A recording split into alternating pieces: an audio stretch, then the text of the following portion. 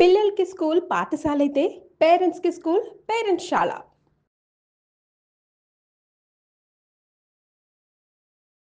నమస్తే రమగారు. నమస్తే జయ. రమగారు, మనకి గురు పౌర్ణమి ఉంది. గురు పౌర్ణమి యొక్క విశిష్టత, అసలు గురు పౌర్ణమి ఎందుకొచ్చింది ఒకసారి మాట్లాడుకుందామండి. ఆషాఢ శుద్ధ పౌర్ణమి. ప్రతి పౌర్ణమికి ఏదో ఒక పేరు ఉంటుంది మనకి. మనం ప్రఖ్యాతంగా చేసుకునే 2 పౌర్ణములేమో రాఖీ పౌర్ణమి పండగ చేసుకుంటాం. అవునవును. కార్తీక పౌర్ణమికి విపరీతంగా దీపాలు హడావిడిగా చేసుకుంటాం. అన్ని పౌర్ణములు పర్వదినాలే జయ. అన్ని పౌర్ణములు ఇంపార్టెంటే. ప్రతిదానికి ఏదో ఒక పేరు ఖచ్చితంగా ఉంటుంది. మన ఈ ఆషాఢంలో వచ్చే పౌర్ణమికి ఇది ఎందుకంత ప్రత్యేకమైందంటే, గురు పౌర్ణమి అని చెప్తున్నారు. దీన్ని వ్యాస పౌర్ణమి అంటారు. వ్యాస భగవానుడు జన్మించిన రోజు. భగవంతుని అంశావతారంగా జన్మించాడు ఆయన.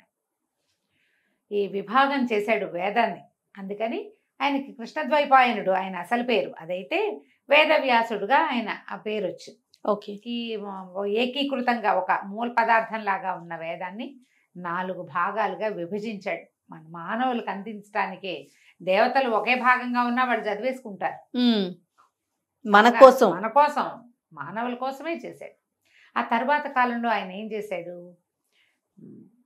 మహాభారతాన్ని రచించాడు. అష్టాదశ పురాణాలు రచించారు. ఇవాళ మనం చెప్పుకునే కథలు, కాకరకాయలు, ధర్మాలు, సూత్రాలు, జీవిత పాఠాలు సమస్తము మహాభారతం నుంచే వచ్చినాయి. మన భక్తికి మార్గమైన భాగవతము వ్యాసుల వారే మనకు అందించారు. అష్టాదశ పురాణాలు 18 రకాల పురాణాలు, అవి కాకుండా ఇంకా ఎన్నో ఉన్నాయట. వాటిలో నుంచి ఉప పురాణాలు ఎన్నో. అవన్నీ కూడా వ్యాస భగవానుడే మానవులకి అందించాడు. వ్యాసుడు మానవులకి గురువు. మనిషి అన్న ప్రతివాడికి గురువు అవసరమే. అంతేగా. ఒక్కొక్కసారి ప్రకృతి వాడికి గురువు అవుతుంది. ఒక్కొక్కసారి వాడికే ప్రచోదనం వచ్చి చేసుకుంటాడు ఏదో ఒకటి. కానీ ఏదో ఒక దశలో ఒక బోధ ప్రతివాడికి అవసరం అవుతుందా? అవును. అంటే ఎవరికి వాళ్ళకి ఇండివిజువల్ జీవితాల్లో. అలా కాకుండా మానవాళికే బోధించిన వాడు వేదవ్యాసుడు. ఆయన జ్ఞాపకార్థం, ఆయన కోసం, ఆయనని గౌరవించడం కోసం ఈ గురు పౌర్ణిమ చేసుకుంటాం. దీంతో పాటు మనం ఏం చేయొచ్చు? గురువే కాకుండా, అంటే వ్యాస భగవానుడే కాకుండా, మన సమీపంలో మన జీవితాలకి గురువులైన వాళ్ళు. ప్రథమ గురువు తల్లి. యజ్ఞోపవీత ధారణ అవి చేయించే అవకాశాలు ఉన్న వాళ్ళకైతే తండ్రి. కాకపోయినా అందరికీ తల్లి తండ్రి ఒకళ్ళ తర్వాత ఒకళ్ళు గురువులే. అవును. నాన్నే మన జీవితాన్ని నేర్పిస్తాడు మనకి. తర్వాత అధ్యాపకులు, పాఠాలు చెప్పిన వాళ్ళు, ప్రత్యేకంగా ఏదైనా ఒక సబ్జెక్ట్లో మనకి చేత కానప్పుడు మనకి గైడెన్స్ ఇచ్చిన వాళ్ళు ఒక గురువులు. అక్కడి నుంచి ఇంకా ఆధ్యాత్మిక గురువు, జీవిత పాఠాలు నేర్పించిన వాళ్ళు, మోటివేషనల్ గురువులు. ఏమీ లేకుండా అలా జీవితంలో అలో లక్షణాన్ని అఘోరిస్తూ ఉంటే, బాబు ఇది చెయ్యి, ఇలా చెయ్యి, అలా ఆలోచించద్దు, ఇట్లా ఆలోచించు, ఇలా కూడా ఆలోచించచ్చు అని మనకి దారి చూపించిన వాళ్ళందరూ కూడా గురువులే. వాళ్ళందరినీ గుర్తు చేసుకుని, స్మరించుకుని, వీలైతే అవకాశం ఉంటే, ఇప్పుడు వాట్సాప్లు వచ్చినాయి, ఫోన్లు వచ్చినాయి కాబట్టి ఒకసారి మాట పలకరించి, పెద్దవాళ్ళైతే వెళ్ళి పాదాలకు నమస్కారం చేసుకుని గురువుని గౌరవించాలి. మనని చీకట్లో నుంచి వెలుతురులోకి తీసుకెళ్లేవాడు గురువు. కలియుగ ఆరంభం అయిపోతుంది. ఎప్పుడు? ఈ కురుక్షేత్రం అయిన తర్వాత క్రమంగా అప్పటికే కలిపురుషుడి తాలూకు లక్షణాలు వచ్చేసినాయి సంధికాలంలో. అప్పుడే ఆయన తెలుసుకున్నాడు, వీళ్ళు మానవులకి ఇంత వేదం మనం అందించినా వాళ్ళు దాన్ని ఏం చేసుకోలేకపోతారు. అవును. ప్రతివాడు దాన్ని మొత్తాన్ని చదవలేకపోతాడు, తెలుసుకోలేకపోతాడు. ధర్మాచరణ కష్టమవుతుంది మనుషులకి. పైగా కలి ప్రభావం విపరీతంగా ఉంటుంది. కలి ప్రభావానికి లోనవుతారు. అందులో మళ్ళీ ఏంటంటే వృత్తులు అవి క్రమంగా మారిపోతాయి. అవును. ప్రపంచం మారుతుంది. ఈ మారే ప్రపంచానికి ధర్మాన్ని సులువుగా బోధించే విధానాన్ని ఆలోచించి తను పక్కనే ఉండి జరిపించినటువంటి మహాభారత గాథని, మరి ఆయనే కదా మహాభారత గాథ కంటే ఆద్యులు చాలా మంది ఉన్నారు.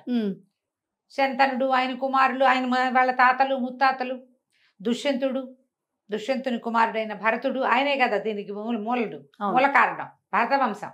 అక్కడి నుంచి కొన్ని తరాలు ఆయన మునుమనుడైన వాడు హస్తో ఎవరో ఆయన పేరు మీదే హస్తినాపురం వచ్చింది. అక్కడి నుంచి ఆయనకి 7 తరాల తర్వాత వాడెవడో ఒకడు ప్రతీపుడు. ప్రతీపుని కుమారుడు శంతనుడు. అంటే భరతుడి నుంచి వీళ్ళకి ఎన్ని తరాలు గడిచినాయి? అవును.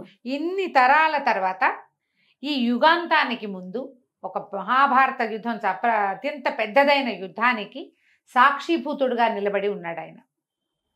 ఆయన వీళ్ళ జీవితాల్లోకి అడుగుపెట్టిన తర్వాత, అంటే మహాభారత కథాఘట్టాల్లోకి ఆయన అడుగుపెట్టిన తర్వాత ఆయన వల్లే ధృతరాష్ట్రుడు, పాండురాజు, విదురుడు జన్మించారు.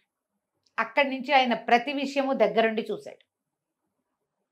వాళ్ళ పెళ్ళిళ్ళు, మరణాలు, సంతానం కలగటాలు ఎలా కలిగారు, ఆ కాలంలో ఉన్నటువంటి ఏమంటారు రాజకీయ పరిస్థితులు, యుద్ధానికి దారి తీసినటువంటి ప్రలోభాలు, స్వార్థము ప్రలోభము, ఇవన్నీ ఎట్లా వెళ్ళినాయి అవన్నీ మనకు అప్పచెప్పాడు. మనకు అర్థమయ్యేలాగా సులువుగా ఆయన సంస్కృతంలో ఇచ్చాడు. ఆ కాలం సంస్కృతం చాలా సులువుగా మాట్లాడుకునే భాష.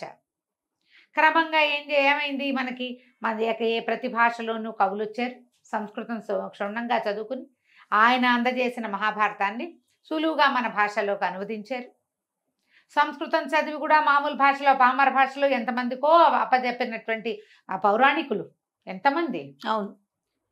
అట్లా మనకి అందించటానికి మూల కారణమైన వాడు వ్యాసుడు. నువ్వు ఏమీ కొత్త గురువుని తీసుకోక్కర్లా. ఇంకొక గురువు ఎవరైనా నాకు కావాలి అని నువ్వు వెంటబడి ఆలోచన చేయక్కర్లా. వెతకాల్సిన పని లేదు. మహాభారతం చదువు. నీ జీవితం ఎలా ముందుకు తీసుకెళ్లాలో నీకు అది నేర్పించేస్తుంది. మహాభారత అంతర్గతంగానే భగవద్గీత చెప్పబడింది. భారతీయులకి ప్రధానమైన ఏమనాలి పవిత్ర గ్రంథం. రామాయణం ఎంత ముఖ్యమో భగవద్గీత అంత ముఖ్యం. భగవద్గీతని అసలు వారే మనకు అందించారు. మనం నిత్యపారాయణగా చెప్పుకునే విష్ణు సహస్రనామం కూడా వ్యాసుల వారు అందించిందే. అవసరం కదా మరి. కాబట్టి ఈ రోజున మనం కోశ పూజ చేసుకోవచ్చు. ఎలాగా మహాభారతం కానీ, భగవద్గీత కానీ, భాగవతం కానీ, ఏదైనా ఒక పుస్తకం ఉంటే మన దగ్గర ఆ పుస్తకాన్ని పూజించి వ్యాసుల వారినే సాక్షాత్తు పూజించినట్టు కాస్త గంధం బొట్టు పెట్టి 2 పువ్వులు పెట్టి ఒక నమస్కారం చేసుకుని ధూపదీప నైవేద్యాలు, అరటిపళ్ళు, పాలు ఏదైనా నివేదన చేసి నమస్కారం చేసుకుంటే వ్యాసుల వారిని గౌరవించినట్టు. మన జీవితాల్లో వచ్చే చాలా మలుపులకి కారణమైన చాలా కథలకి ఆద్యుడు ఆయన కాబట్టి మీకు అవకాశం ఉంటే ఎవరైనా గురువునో ఎవరో ఒకళ్ళని మీకు ఎవరి అవకాశం ఉంటే వాళ్ళకి ఆధ్యాత్మిక గురువులు ఉంటారు కదా, మంత్ర గురువు. ఆధ్యాత్మిక జీవితం కాకుండా ఇప్పుడు ఇదివరకు మంత్రం అంటే ఖచ్చితంగా వీళ్ళకే ఇవ్వాలి అని ఒక నియమం ఉండేది కొన్నేళ్ల క్రితం, కొన్ని దశాబ్దాల క్రితం అనుకుందాం. ఇప్పుడు అలా లేదు. ఇప్పుడు అట్లా లేదు. ఎవరైనా సరే గురుగారు ఇస్తే మంత్రం పుచ్చుకొని చేసుకోవచ్చు. అలా మంత్రాన్ని ఇచ్చి మీ జీవితాల్లో మార్పుకి కారణమైన మంత్ర గురువు, విద్యా గురువు, ఆధ్యాత్మిక గురువు ఎవరో ఒకళ్ళని జ్ఞాపకం చేసుకోండి, పూజించండి, పలకరించండి. అంతే చేసుకోవాలి. ఇప్పుడు ఈ రోజున చేయవలసిన విధి అయితే అది. నేనైతే చదువుకున్న ప్రతి వాళ్ళు ఒక మాట భగవద్గీత చదువుకోండి, 4 వాక్యాలైనా భారత గురించి తెలుసుకోండి అనే చెప్తాను. అడుగుతారు చాలా మంది గురు పూజ మహోత్సవం కదా, ఇప్పుడు ఏమంటారు గురు పౌర్ణమి కదా, ఏం చేయాలి అంటే ఇలా మనం గురు పూజని ముందుకు తీసుకెళ్ళచ్చు. తప్పకుండా. ఈ పౌర్ణమి ఏంటంటే పగలు ఉపవాసం ఉండి రాత్రి భోజనం చేసే విధానం ఉంటుంది. ఒకవేళ మీరు పౌర్ణమిని చేయదలుచుకుంటే మామూలుగా కూడా ప్రతి పౌర్ణమికి మనం అలా చేయొచ్చు. పగలు ఉపవసించి సాయంకాలం చంద్రదర్శనం కాగానే భోజనం చేయొచ్చు. ఈ విధానంలో మనం ఎవరిని పూజిస్తామంటే మీ ఏ దైవాన్ని పూజిస్తారో ఇలవేల్పు ఎవరో వారిని పూజించుకోవచ్చు, లలితాదేవిని పూజించుకోవచ్చు. ఇప్పుడు ప్రఖ్యాతమైన పౌర్ణమి కాబట్టి ఈ రోజున వ్యాస భగవానుడి పూజ కూడా మనం చేసుకోవచ్చు. కోశ పూజ, పుస్తక పూజ అవి మంచివి. తప్పకుండా. నమస్తే. నమస్తే.